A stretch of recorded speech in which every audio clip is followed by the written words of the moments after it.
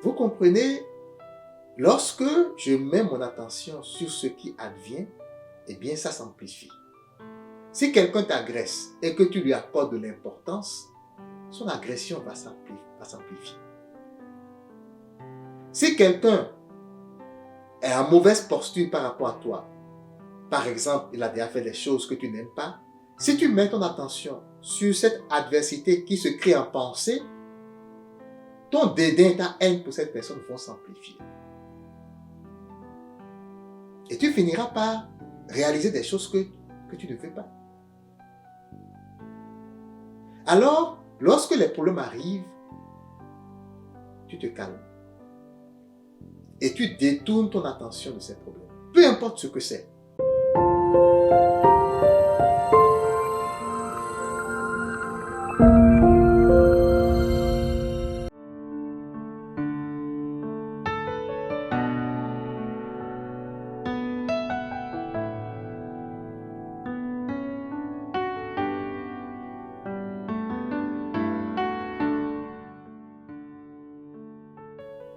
Mesdames et messieurs, bonjour et bienvenue dans cette nouvelle émission.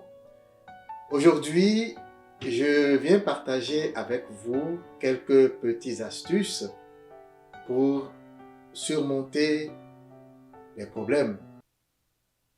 Vous savez, dans notre vie, pour certaines personnes, en tout cas, chaque seconde vient avec ses problèmes.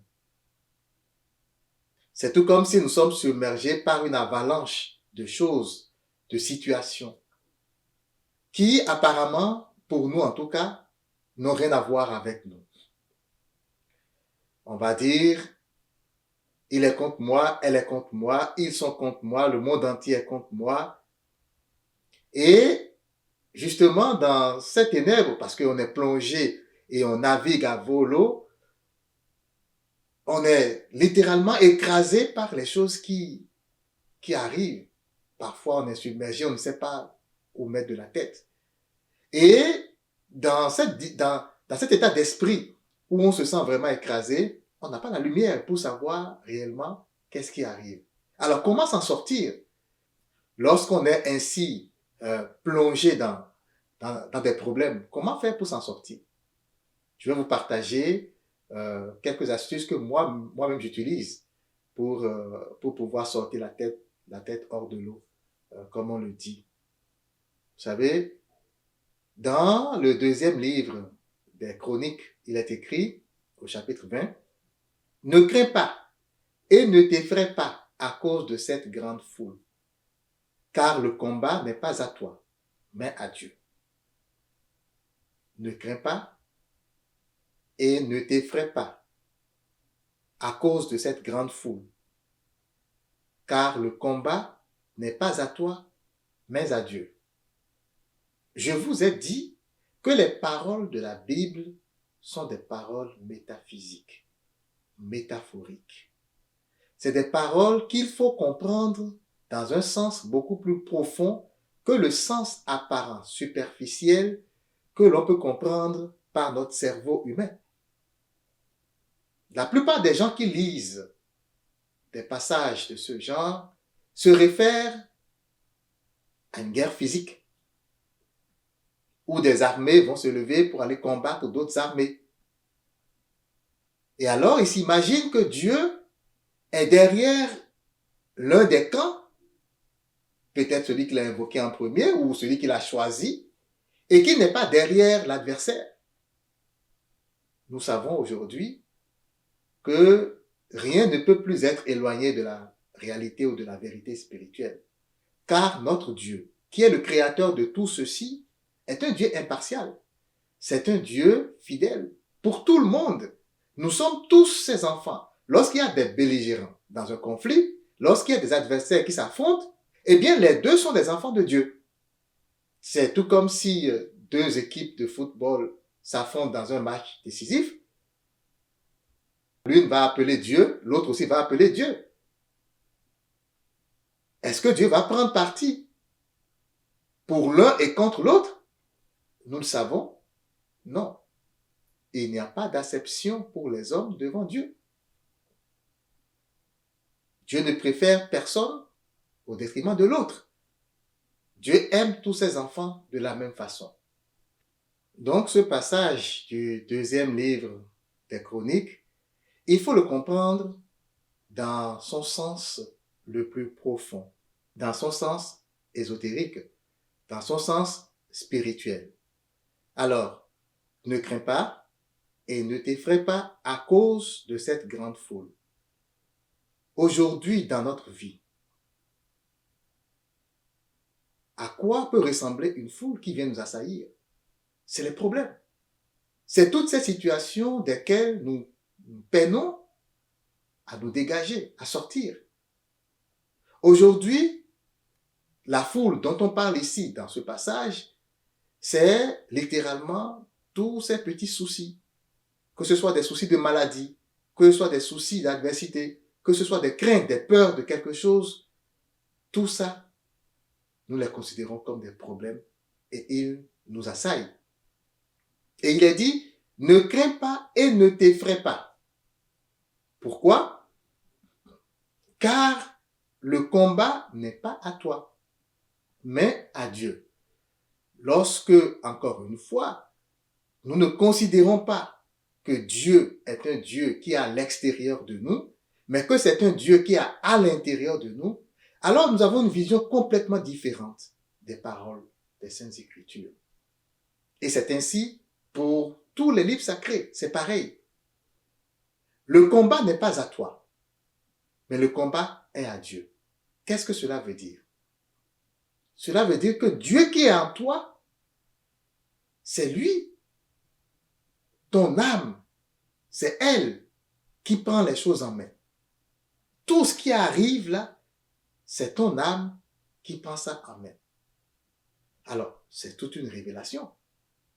Parce que souvent, nous allons vouloir venir à bout de nos situations, des situations conflictuelles ou des misères ou des peines que nous avons par nos propres forces physiques.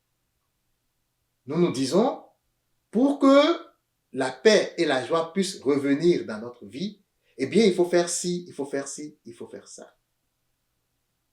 Donc, nous subordonnons l'être, l'état d'être, à ce que nous devons faire. Si tu veux la paix, alors fais ceci. Mais ce n'est pas toujours ça. Et ce n'est pas la première solution. Alors, une façon très simple de pouvoir sortir de ces problèmes, justement, c'est de se rendre compte, de prendre conscience que les problèmes, ce qui arrive, c'est dû à notre état d'être. C'est d'abord l'être qui vient avant le faire. Ce n'est pas le contraire.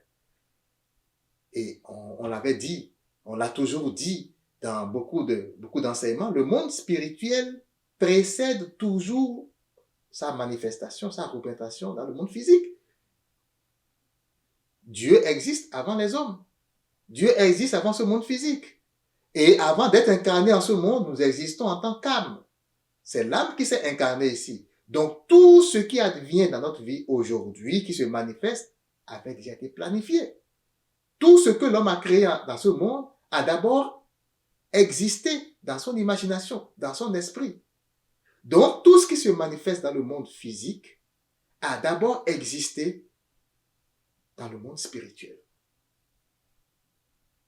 Alors, ça veut dire que si quelque chose t'assaille physiquement, s'il y a une grande foule de problèmes qui t'assaillent aujourd'hui, eh bien, ça a d'abord été le cas dans ton esprit. C'est un état d'être qui a amené ça. Alors, dès que tu prends conscience de cela, tu te demandes, mais c'est quel état d'être qui m'a amené ça? Eh bien, c'est la peur de quelque chose. Parce que tout ce dont tu as peur finit toujours par te rattraper. Ça, c'est une loi de l'univers. Tout ce dont tu as peur finit par se manifester dans ta vie. Et donc, la peur, ça vient d'où? Ben, ça vient du fait que tu illusionnes dans ton esprit. Tu te dis, c'est moi qui contrôle par les gestes, par ce que j'ai pu acquérir, par ce que j'ai pu faire. C'est moi qui contrôle les choses. Mais non, c'est ton esprit qui contrôle les choses. Alors, ton esprit était dans une certaine position neutre, parce que au départ, l'esprit en communion avec l'âme qui est informe, qui n'a pas de forme, l'esprit n'a pas de forme non plus. L'esprit n'est pas joie, il n'est pas paix, il n'est pas des problèmes, il n'est pas des situations diverses, il n'est rien. L'esprit, au départ, est informe. Mais lorsque la conscience chute et qu'on ne sait plus ce qu'on fait, l'esprit s'identifie à des choses et prend des formes. Donc l'esprit va prendre la forme des problèmes qui t'assaillent. Alors, une manière toute simple de sortir des problèmes, c'est de se rendre compte que, mais je ne lutte pas contre ces problèmes-là. Je ne lutte pas contre ces problèmes. Je ne dois pas mettre mon attention sur ces problèmes. Parce que je ne mets mon attention que sur ce qui est important pour moi. Et ce qui est important pour moi, c'est ce contre lequel je lutte. Mais si je me dis et je me rends compte, si je suis convaincu en moi que ces problèmes qui m'assaillent, je ne dois pas lutter contre eux, alors tout ce que je fais, c'est enlever mon attention de cela. Un exemple palpable, si vous êtes quelque part et votre conjoint ou votre conjointe ou un ami commence par vous engueuler, c'est une bagarre qui éclate ou bien une chicane qui éclate, et que c'est intenable pour vous, qu'est-ce que vous allez faire? Vous avez deux choix. Soit vous embarquez dans la même dimension que celui-là qui vous agresse, verbalement ou peut-être même physiquement, ou alors vous vous dites, non, ce n'est pas contre lui que je dois me battre. Ce n'est pas contre la chair et le sang que je dois me battre. C'est contre mon propre esprit que je dois me battre. C'est contre mon propre esprit que je dois m'insurger pour dire non, tu n'es pas ça. Vous comprenez, lorsque je mets mon attention sur ce qui advient, eh bien ça s'amplifie. Si quelqu'un t'agresse et que tu lui accordes de l'importance, son agression va s'amplifier. Si quelqu'un est en mauvaise posture par rapport à toi, par exemple, il a déjà fait des choses que tu n'aimes pas, si tu mets ton attention sur cette adversité qui se crée en pensée, ton dédain, ta haine pour cette personne vont s'amplifier. Et tu finiras par réaliser des choses que tu ne veux pas. Alors, lorsque les problèmes arrivent, tu te calmes. Et tu détournes ton attention de ces problèmes. Peu importe ce que c'est. C'est assez facile et c'est hilarant. C'est des choses vraiment qui peuvent te surprendre. Le résultat va te surprendre. Peu importe le problème qui arrive, peu importe ce que tu appelles problème dans ta vie, il est là simplement parce que ton esprit se croit séparé de l'âme. Il est là simplement dans cette illusion que se fait ton esprit d'être isolé, d'être tout seul. Alors il est troublé. Et le résultat de ces troubles de l'esprit, c'est ça, ces problèmes qui t'assaillent. Le point focal ici, c'est l'attention. Dès que tu détournes ton attention sur des problèmes qui t'assaillent et que tu mets ton attention sur autre chose, peu importe ce que c'est, ça peut être un désir que tu as, par exemple le désir d'être en paix. Quelqu'un t'insulte, quelqu'un t'agresse, quelqu'un t'engueule, c'est vrai, tu ne veux pas ça. Tu ne veux pas être dans cette situation d'être engueulé tout le temps. Alors, sors de là. Ôte ton attention de là. Et mets-la sur ce sentiment de joie et de paix que tu recherches. Au travail, l'ambiance n'est pas bonne entre ton patron et toi. Ça ne va pas. Tu te sens manipulé. Tu te sens envahi par certains de ces comportements. Et parfois même c'est à couteau tiré. Il y a des choses qui surviennent et tu n'es pas content. Ôte ton attention de là. tu ressens toute cette douleur, tu ressens tout ce gêne, tu ressens toute cette oppression parce que ton attention est là-dessus. Alors, l'illusion se crée. Ton esprit se croit agressé. Mais en réalité, tu ne te bats pas contre ton patron. Ce n'est pas contre lui que tu dois te battre. Parce que toi, tu es puissant en toi. Ton esprit peut avoir tout ce qu'il désire pour peu qu'il prenne conscience de sa position spirituelle. Car ce ne sont pas contre la chair et le sang que nous avons à nous battre, mais contre les principautés,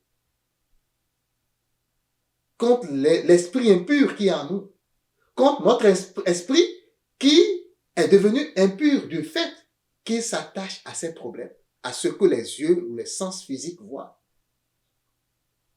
Si tu veux que ton problème s'en aille, c'est assez facile. Ce n'est pas compliqué.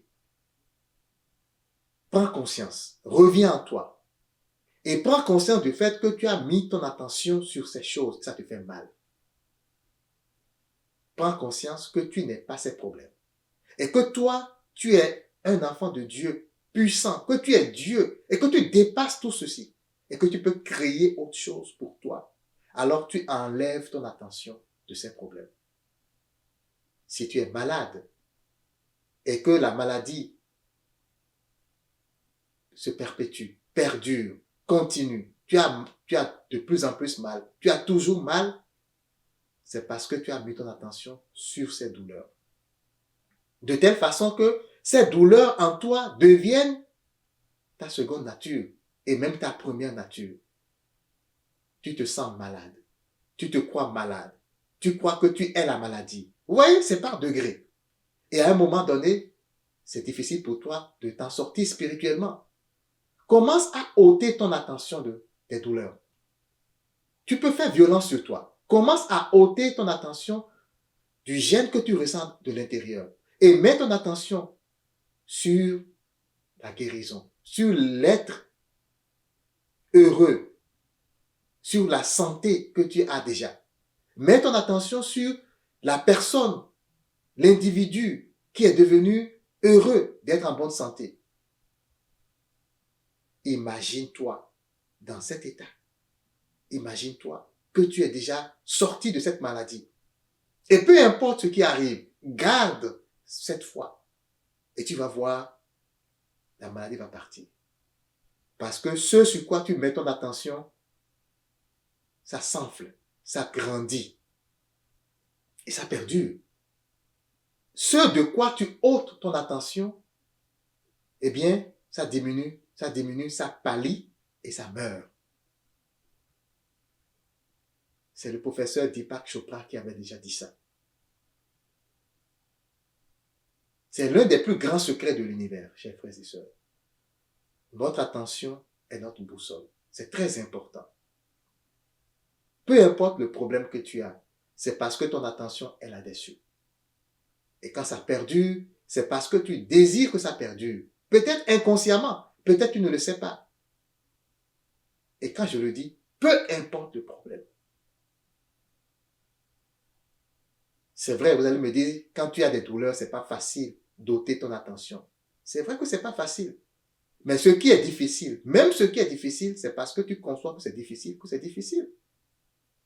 Peu importe ce que tu as à faire, que tu penses que c'est difficile, qu'est-ce que tu dois faire? C'est juste commencer à te mettre en marche. C'est tout. Mets-toi en marche. Au lieu de dire c'est difficile, commence à le faire. Vous savez, c'est un jour qu'on a commencé à mettre une pierre sur une autre pour bâtir des gratte-ciel. Ça a commencé petitement. On a commencé à faire la fondation. On a commencé petitement à poser des pierres l'une sur l'autre. Et la maison est sortie de terre. Peu importe ce que tu as à faire, même celui-là, peu importe le problème que tu as, tu peux le résoudre tout seul. Tu n'as pas besoin de le faire par la force, mais tu peux le faire par le pouvoir intérieur. Tu peux le faire par le pouvoir de ton esprit. Il y a un livre qui s'appelle Pouvoir contre force. Et c'est exactement de cela qu'il s'agit dans ce livre-là. Pouvoir contre force. Je vous recommande de le lire. je pense du docteur David Hawkins, quelque chose comme ça.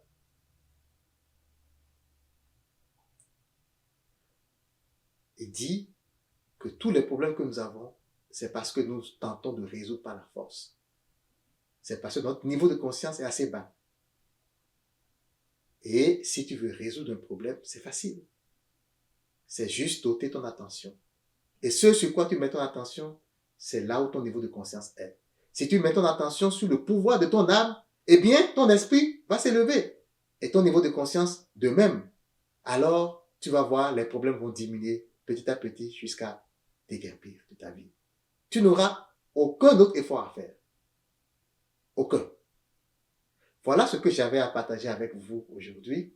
J'espère que ceci va être d'une très grande utilité dans votre quotidien, dans vos choix, dans vos décisions. Et surtout, lorsque quelque chose arrive, quand on se calme, on veut faire un choix. Alors, en se rappelant que nous sommes maîtres de notre destin, que nous sommes maîtres de nos choix, et que notre attention est ce point focal qui nous permet d'agrandir ou de diminuer les choses, alors nous pouvons tout résoudre dans notre vie.